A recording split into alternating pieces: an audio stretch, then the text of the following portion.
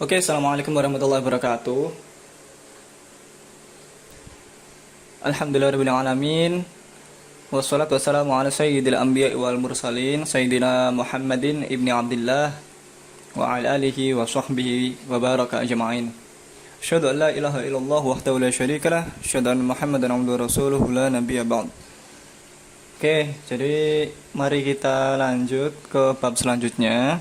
Kita sampai pada tema berbakti, hormat dan patuh kepada kedua orang tua.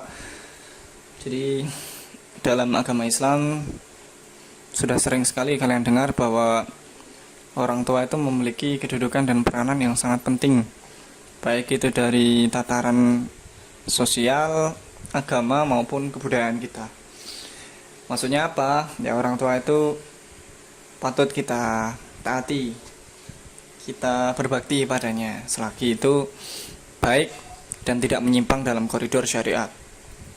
Oke, nanti Bapak akan sajikan setidaknya 7 hadis. Sebenarnya banyak sekali hadis yang membahas tentang berbakti pada orang tua. Begitupun juga dengan ayat Quran. Tapi karena memakan waktu, Bapak cukup hadirkan 7 hadis saja. Oke.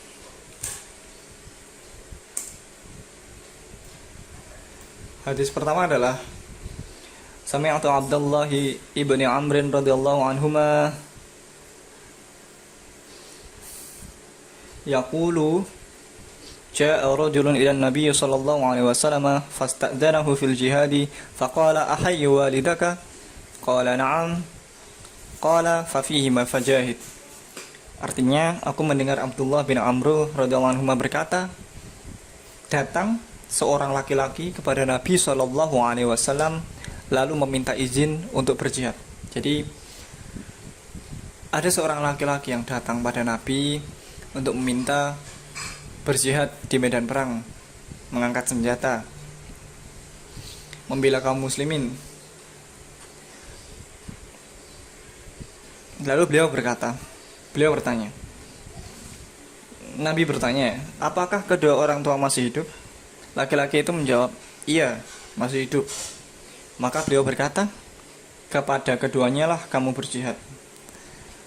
Nah, berjihad dalam hadis ini dimaknai bukan angkat senjata atau di medan perang atau defend membela umat Islam, tapi dalam hadis ini berbakti kepada orang tua itu pahalanya setara, bahkan melebihi berjihad fisabilillah. Karena kenapa? Karena pertama, lewat orang tua lah, ya semuanya karena Allah ya, tapi lewat orang tua lah kita mendapatkan pendidikan, mendapatkan pengasuhan, mendapatkan pemeliharaan dari kecil sampai besar, sampai bisa mencari penghidupan sendiri. Melalui orang tua lah kita dikenalkan Allah, kenalkan iman dan Islam, dikenalkan siapa itu Nabi, apa kitab kita, dan lain-lain. Dan melalui orang tua lah kita diberi rezeki ya.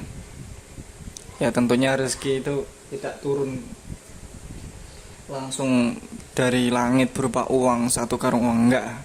Tapi dari orang tua kita diberi makanan, pakaian, tempat tinggal, penghidupan yang layak, dan lain-lain. Oleh karena itu, merawat orang tua, berbakti orang tua, mengikuti segala perintah orang tua yang tidak melanggar syariat atau baik, itu wajib hukumnya. Dan di dalamnya pahalanya lebih besar daripada jihad. Di sini Nabi berkata ya, menanyai seorang sahabat itu ya, faqala ahayyu walidaka, apakah masih hidup kedua orang tuamu? Kalau masih hidup, maka yang lebih utama dalam kasus ini adalah, dalam konteks ini adalah membaiki kedua orang tua daripada berjihad. Ya, membaiki itu banyak konteksnya. Bisa dari perkataan, wala taqul lahuma uf, fala taqul lahuma uf wala tanharhuma, tidak boleh berkata ah saja, tidak boleh, membentak juga tidak boleh. Oke? Baik dari segi perbuatan juga, sopan santun pada orang tua, tidak berlaku kasar, tidak membentak dan lain-lain. Dan juga dalam berbakti baik dalam artian niatan kita baik kepada orang tua. Oke. Hadis selanjutnya adalah hadis kedua, an Abi Hurairah an Nabi sallallahu alaihi wasallam an Abi Hurairah an Nabi sallallahu alaihi wasallam qala raghima anfu thumma raghima anfu qila man ya Rasulullah qala man adraka abawayhi 'indal kibari ahaduhuma aw kilayhima falam yadkhulul jannah. Dari Abu Hurairah, dari Nabi Muhammad sallallahu alaihi wasallam, dari Abu Hurairah dari Nabi Muhammad sallallahu alaihi wasallam, beliau bersabda bahwa dia celaka sampai 3 kali Nabi mengucapkan celaka. Lalu beliau ditanya, siapakah yang celaka wahai Rasulullah? Nabi menjawab, barang siapa yang mendapati kedua orang tuanya dalam usia lanjut, usia tua, sudah sepuh, atau salah satu dari keduanya, namun ia tidak berbakti kepadanya dengan sebaik-baiknya, maka ia tidak akan masuk surga. Rawahul Muslim. Hadis riwayat Muslim. Bapak akan jelaskan, kalau Nabi itu menyebut celaka 1 kali, itu maka suatu perbuatan itu haram dilakukan. Tapi kalau Nabi sampai menyebut atau mengulangi 3 kali kata-kata celaka atau kata-kata larangan,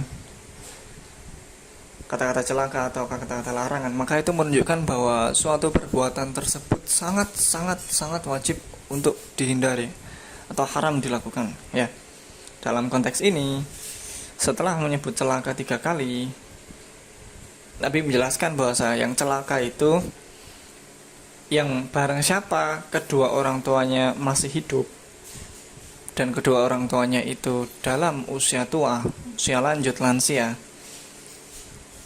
atau salah satunya, tidak harus keduanya, boleh ibu saja, terus ayahnya udah meninggal, atau ayahnya saja, ibunya udah meninggal. Barang siapa yang mendapati kondisi seperti itu, tapi dia tidak sanggup, atau dia melewatkan kesempatan berbakti untuk kedua orang tuanya, atau salah satunya, dengan level berbakti yang sebaik-baiknya, maka dia tidak akan masuk surga. Ya, jadi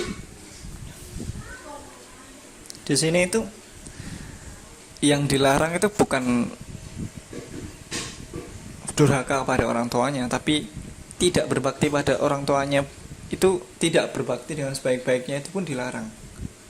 Apalagi berbakti dengan setengah-setengah, apalagi sampai durhaka. Ya, jadi di sini pentingnya berbakti pada kedua orang tua, ya. Nabi mengancam bahwasanya celaka di awal hadis, dan di akhir hadis Nabi juga mengancam bahwasanya dia tidak akan masuk surga. Jadi sirna semua perbuatan kita, mau sholat sampai sebanyak apapun, sedekah seharta mau kamu sedekahkan semua, atau kamu puasa siang malam setiap hari dalam setahun, tapi kalau durhaka kepada orang tua, sirna, tidak ada artinya di sisi Allah. Jadi di sini juga Islam mengajarkan pada kita bahwa bukan cuma ibadah ritual saja yang penting, tapi sosial itu juga penting.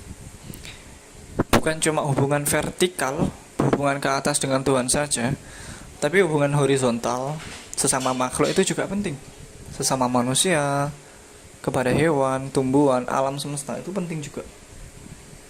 Banyak orang yang sholatnya bagus, puasanya bagus, tapi dia tapi dia selalu ngerasani tonggoe, jahili tonggoe, bahkan tidak mau bersedekah apabila ada tetangga kanan kirinya yang membutuhkan. Banyak seperti itu. Apakah orang tersebut imannya dipandang sempurna dalam Islam? Ya tentu saja tidak. Karena Islam itu mencakup semuanya. Ibadah dalam Islam itu hablum minallah wa hablum minan nas. Hubungan antara manusia dengan Allah, dan hubungan antara manusia dan manusia lainnya, terlebih juga makhluk lain.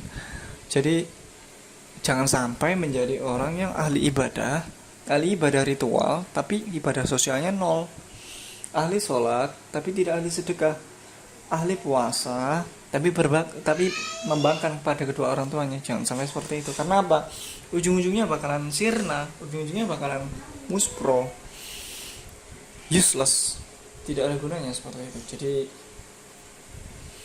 harus imbang ya, harus ketemu titik equilibriumnya, balance antara ibadah sosial dan ibadah ritual, hablum minallah dan hablum minannas. Termasuk yang paling penting dari ibadah sosial atau hablum minannas adalah hubungan kita kepada orang tua. Sosial itu kan dari diri kita ke keluarga kita, lingkup sosial yang paling kecil. Terus habis itu bisa jadi masyarakat, sekolah, terus lingkungan tempat kita les atau dan lain-lain. Banyak sekali lingkungan sosial. Dan lingkungan sosial yang paling penting itu ya keluarga. Dan yang paling penting dalam keluarga itu ya orang tua itu. Kalau kita baik kepada orang tua, dijamin semua urusan tuh bakal beres. Oke, kita move on to the next hadis. Sa'altu Rasulullah sallallahu alaihi wasallam ayyul a'mali ahabbu ila Allah? Qala as-salatu ala waqtiha. Qultu thumma ayyu? Qala thumma birrul walidain. Qultu thumma ayyu? Qala thumma al-jihad fi sabilillah. Qala haddatsani bihinna wa labis tazadtuhu azadani. Artinya aku bertanya kepada Rasulullah sallallahu alaihi wasallam, amalan apakah yang paling dicintai di sisi Allah, dicintai oleh Allah? Rasul menjawab, salat pada waktunya atau salat awal waktu. Kemudian apa lagi wahai Rasul? Nabi menjawab lagi berbakti kepada orang tua. Lalu bertanya kembali, kemudian apa lagi wahai Rasul? Kemudian beliau menjawab lagi, jihad fi sabilillah. Oke, jadi dalam hadis ketiga ini ada 3 amalan yang paling utama ya, 3 amalan besar dalam Islam. Kalau kalian mau gampang masuk surga, tinggal rutinkan amalan ini ya. Pahalanya paling besar 3 ini. Yang pertama adalah yang paling dicintai Allah adalah amalan sholat pada waktunya, as-sholatu ala waqtiha. Kenapa? Ya karena ya tadi seperti yang Bapak bilang, sholat itu ibadah ritual, menyambungkan spiritualitas kita kepada Allah. Barang siapa yang lemah sholatnya atau jarang sholat, maka tingkat spiritualitasnya itu rendah juga, tidak sambung sama Gusti Allah secara spiritualitas, tidak kuat sambungannya. Jadi yang paling penting sholat ala waktiha, tidak boleh menyepelekan. Tsumma ayyu, kemudian apalagi ya Rasulullah amalan selanjutnya? Beliau menjawab berbakti kepada orang tua. Nah, sholat tadi itu hablum minallah atau hubungan vertikal manusia kepada Tuhannya.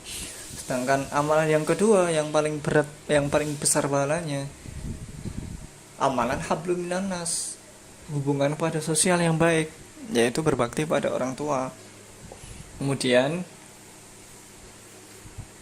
amalan ketiga apalagi ya Rasulullah? Jihadu fisabilillah. Al-jihadu fisabilillah. Berjihad fisabilillah. Tentunya zaman sekarang itu tidak relevan